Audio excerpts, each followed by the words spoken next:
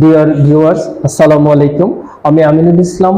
আপনাদেরকে আমাদের যে ইংলিশ যে লেসন বা ইংলিশ ক্লাসেস যে আমি আপনাদেরকে বলেছিলাম যে আমার প্রতিটা ক্লাসই হবে একটা নতুন শেখার জন্য। আমরা বলেছিলাম যে আমরা কেন কথা বলতে পারতেছি না বা কেন আমরা কমিউনিকেশন ইন ইংলিশ যে প্রোভাইড করতে পারতেছি না, বিকজ আমাদের ভিতরে স্টোর অফ দ্য ওয়ার্ডটা কম থাকার কারণে আমরা জানি বুঝি কিন্তু আমরা সেটা বলতে পারি না, কারণ আমাদের যে ওয়ার্ডের যে shortest in this hour store of the memory, আমাদের মেমোরি সেই বিষয়ের জন্য সুতরাং আজকে আমরা আপনাদেরকে আমাদের মৌলিক বা বেসিক রাইটস বা ফান্ডামেন্টাল রাইটস সম্পর্কে যে 10টা ওয়ার্ড শিখব।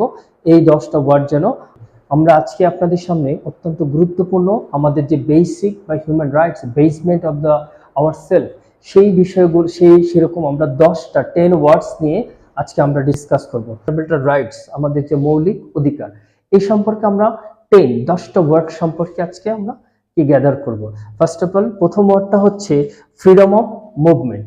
আমাদের যে চলাফেরার যে অধিকার বা মুভমেন্ট, যে আমরা যে চলাচল করি, এই যে প্রসেস বা এই পদ্ধতিটা, সেটাকে আমরা কি বলবো? Freedom of movement. আমাদের freedom of movement, I have a freedom of movement, আমার একটা চলাফেরার কি আছে? অধিকার আছে। নেক্সট আমাদের আছে এরপরে freedom of assembly. Freedom of assembly আমাদের প্রত্যেকটারই যার যার অবস্থান থেকে ভাষায় আমরা কি বলি যে we have freedom of assembly. আমাদের যে সভা সমাবেশ করার যে অধিকার, সেটাকে বলা হয় ফ্রিডম অফ অ্যাসেম্বলি। নাও এরপরে আমরা বলবো যে ফ্রিডম অফ রিলিজিয়ন, আমাদের যে ধর্মীয় স্বাধীনতা। We have freedom of religion, আমাদের ধর্মীয় স্বাধীনতা আছে, এটাকে আমরা কি বলবো? Have freedom of religion. Next freedom of association, মানে আমাদের যে সংগঠন করার স্বাধীনতা। Everybody have freedom of association, প্রত্যেকটা মানুষেরই কি আছে? সংগঠন করার অধিকার আছে।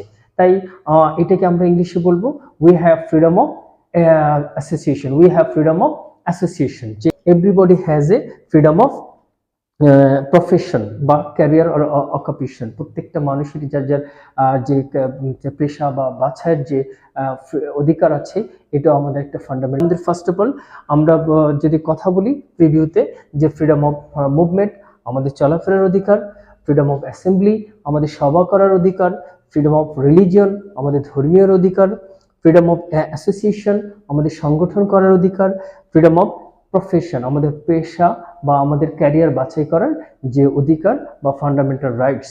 এই ওয়ার্ডগুলো দ্যাটস, তাহলে আমাদের মুভমেন্ট চলাফেরা, তার অ্যাসেম্বলি সভা, তারপরে হচ্ছে রিলিজিয়ন ধর্ম, তারপরে অ্যাসোসিয়েশন সংগঠন, তারপর প্রফেশন পেশা। এগুলো এই ওয়ার্ডগুলো এখান থেকে কিওয়ার্ড, এই কিওয়ার্ডগুলো আমরা ডেইলি পারপাস আমরা ইউজ করব।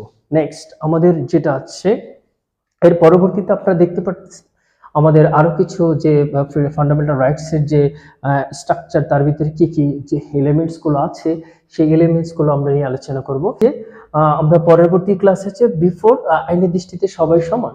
তাহলে ইকুয়ালিটি বিফোর ল, এটার অর্থ কি? We have equality before law, আমরা আইনের দৃষ্টিতে সবাই সমান, বা উই হ্যাভ টু জাজ ourselves as a equality before law, আমাদের আইনের দৃষ্টিতে আমাদের সবাইকে সমান করে দেখা উচিত। যেটা তার মানে কি ইকুয়ালিটি বিফোর ল, আইনের দৃষ্টিতে সবাই সমান। Next right to the protection of the law, আইনের আশ্রয় পাওয়া এটা আমাদের একটা অধিকার, আইনের সহায়তা নেওয়া এটা আমাদের হিউম্যান রাইটস এর একটা কন্ডিশন বা হিউম্যান রাইটস এর একটা অবস্থান। সো দ্যাট আমরা কি বলবো? Protection, right to the protection of law. I have right to the protection of law, I have right to the protection of law, আমার আইনের আশ্রয় নেওয়া আমার কি এটা অধিকার। সো দ্যাট এরপরে আমরা যে ডিসকাশনগুলো করব, যে প্রোটেকশন পার্সোনাল লিবার্টি, আমাদের যে ব্যক্তি স্বাধীনতা, উই হ্যাভ ইন্ডিপেন্ডেন্ট সোল, আমাদের যার যার ব্যক্তিত্ব আত্মা বা ব্যক্তিত্ব, উই হ্যাভ ইন্ডিপেন্ডেন্স মুভমেন্ট, আমাদের নিজেদের স্বাধীনতা বা চলাচল, এটাও আমাদের একটা মৌলিক অধিকারের একটা অংশ বা ফান্ডামেন্টাল রাইটস এর ভিতরে পড়ে। তো সো দ্যাট এই যে মৌলিক অধিকারের যে ক্রাইটেরিয়া বা ক্লাসিফিকেশন বা যে আমাদের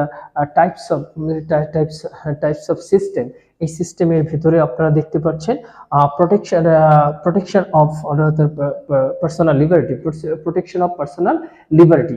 এই যে প্রোটেকশন অফ পার্সোনাল লিবার্টি, এটা একটা আমাদের যে fundamental rights. Next, arrest and detention.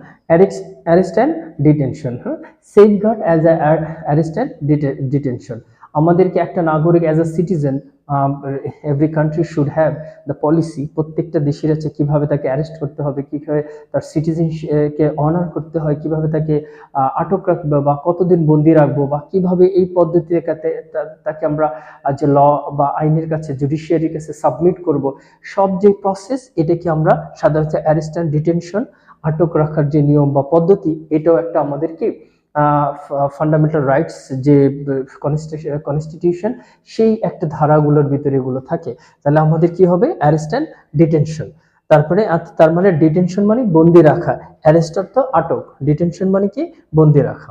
এরপরে লাস্ট রাইটস টু প্রপার্টি, সম্পত্তি লাভের অধিকার। তাহলে আমাদের বেসিক কি ওয়ার্ডস গুলো হচ্ছে কি?